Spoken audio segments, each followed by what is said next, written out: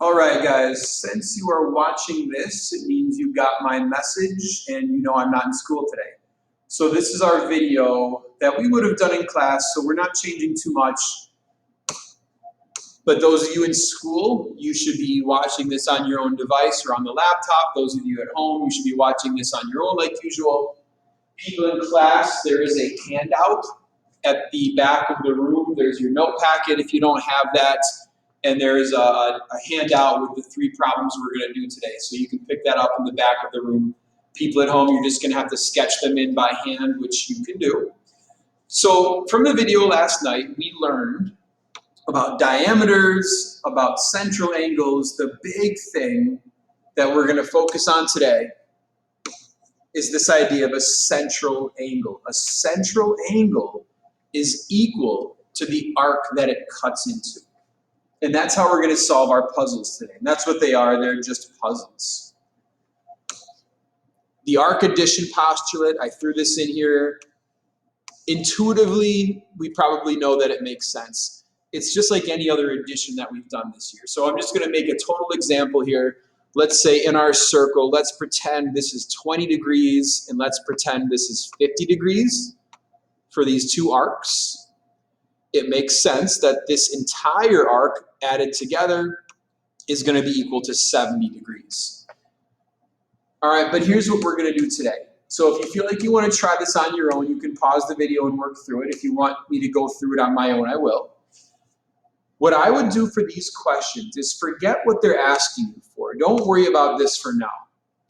Let's just do the puzzle. So don't treat this like a math problem. Treat this like something you might do, in the newspaper on a Saturday morning, or like one of those little brain teasers on your phone that you guys do. Let's just solve this, and then we'll go backwards in a minute to see what they're actually asking us for. So what do we know? Let's see here. I have this angle is 64 degrees. I know this angle is 42 degrees. All the rules we learned earlier in the year, we can use. We can use vertical angles.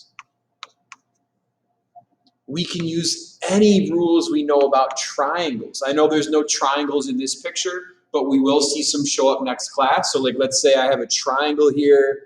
We can use triangles equals 180 degrees. We can use isosceles triangles. We can use any rules that we've done all the way throughout this year. We can use linear pairs. That's going to be a big one this unit.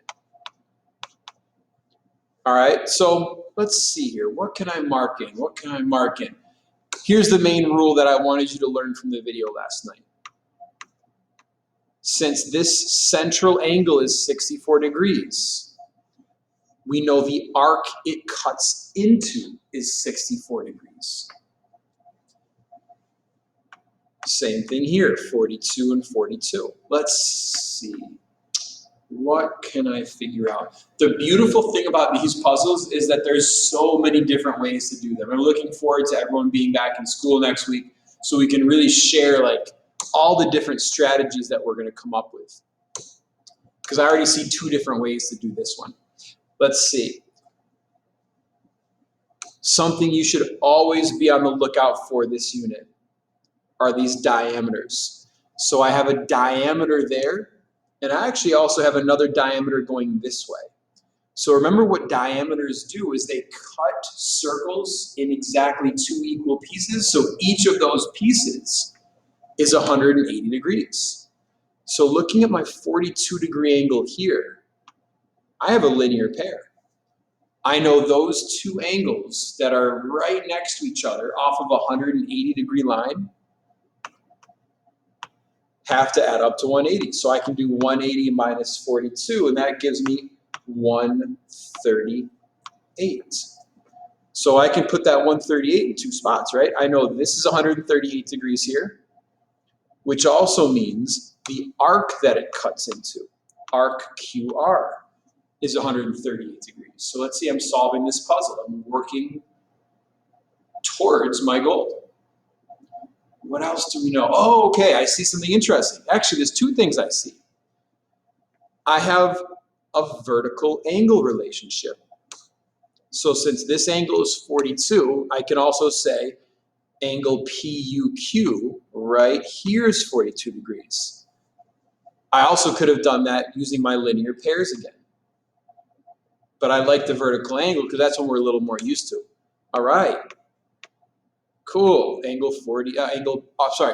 PQ is 42 degrees. And I see a couple different ways we could do this last one. I have another diameter right here. So I know all of this circle has to add up to 180. So I can do it that way. Here's another really kind of a helpful strategy, a helpful way to do this. I know the whole circle has to add up to 360. So I can subtract out everything I've used, 64 minus 42 minus another 42 minus a 138. I can subtract out all those angles I've used up to figure out what's left over. So doing the math, all of those angles subtracted, all of those arcs subtracted, gives me 74 degrees. So there's my puzzle. Looking at the diameters, looking at vertical angles, looking at linear pairs. And now that I have all that information, I can just basically go back and fill in the answer. So arc PQ is 42 degrees. All right, right? So PQ is this arc right here. Arc ST, that's the one we just figured out, was 74 degrees. Here's where we have to be careful, just looking at how these arcs are named. So arc TPS. Let me get the magic pen out here. TPS. Looks like it's this right here. TP, all the way around, following it all the way. So notice I didn't zigzag. I didn't go from T. Oh, made a circle for me. Whatever. Notice I didn't go TP and then like cut the corner to S here. It's not angle TPS. It's arc TPS. So it's asking us for this arc. So 64 plus 42 plus 138 plus the other 42. So if I add all those arcs together, and I'll write that here. So it's 64 plus 42 plus 138 plus the other 42. All those arcs added together gives me 286 degrees for arc TPS. All right, so I'm going to pause. Well, you guys are going to pause. I want you to fill in the rest of these. I don't need to go through all of them, I don't think. Hopefully, we're understanding how to find the arcs that I'm asking you about. So pause now, see if you can fill these in. And then when you unpause, I'll have my answers written. So please pause now.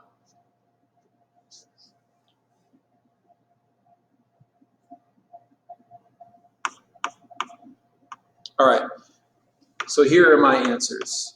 If you're not quite sure how I'm getting these, you can either send me a message on Classroom if I am available, or even better, I would ask a classmate or text a learning group member. So 222 degrees and TQR is 244 degrees. So that's our goal for today, to kind of solve these puzzles. So I'm going to do maybe one or two more together, and then your task today, on the next page of your notes, I guess I should have told you we were on page 5 of our notes there. Your task today on page 6 of your notes is to make up your own one of these problems and to upload it to your Google slideshow that I have posted on the Classwork for today. So I'll show you one or two that I made on my own, and you can kind of use those as a guide. And then I want you to make one of your own, take a picture of it with your phone or your device, and then upload that image onto the Google slide deck that I have posted. And that's where you're going to get credit for your classwork today. So next page, page 6 in your note packet, there's 3 blank circles. One of these circles, I want you to come up with your own problem. And then your classmates next time are going to try to solve them. So make it challenging. So here's one that I made up. So you can see I drew a diameter. All right, so people in class, you have this copy in front of you. People at home, you're going to have to draw it in. So I have a diameter here. That's really important because it tells me I have those 280 degree pieces. And I drew some other radii. I drew a few other lines. I made up this 150 degree angle. I made up this 13 degree angle. And I kind of tried to draw it to scale. And then I also marked in that these two arcs were equal. That's what these slashes mean. Okay, so take a second to draw that in. Pause if you need to. I'm going to start kind of going through my thought process. So I know, let's think, I know this angle is 150.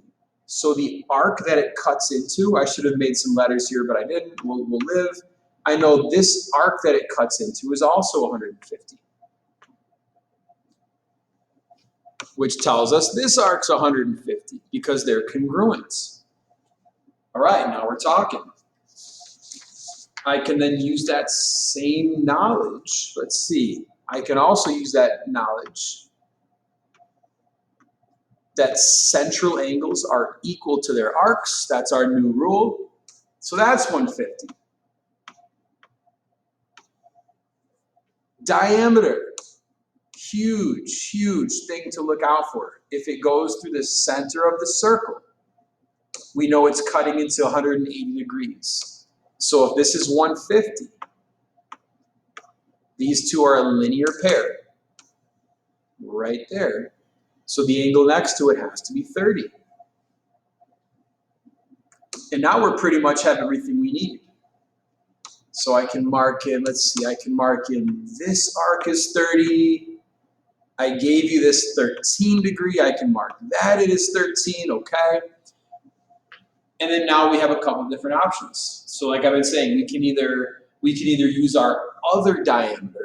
We can either use our other half a circle here with our knowledge that that's equal to 180. Or I can use my knowledge of the whole circle equaling 360 and subtract all those pieces and figure out what's left over. And there's actually a few other ways that I'm seeing you do it. But I know that this angle, whoops, that whole angle, I guess I should have said, has to be 30, and then that makes this little part here 17. So that's how I can add up to my 360 or my 180 or however you want to solve it out.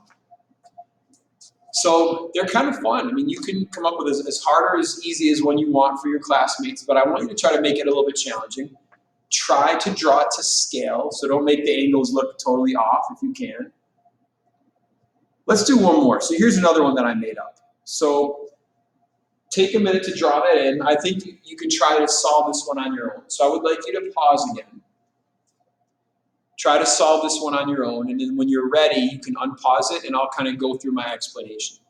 All right, so if you're feeling confident and I have my answers up there and they're correct, you don't have to watch the explanation. But if you think it will help you and you want one more to do, one more to have me do, then you can listen to my explanation. All right, and when you're done with this, you're going to make your own question. You're going to upload it to the Google slide. And then you also have that Delta Math skill check today, that area question that's due by the end of the day. Okay, so I hope you're clear on that. Please take advantage of your classmates, your learning group members if you're not sure what to do. But anyway, I got sidetracked. Go ahead and pause now and try that next question. Draw it in carefully, and then when you unpause, I will talk you through my answers.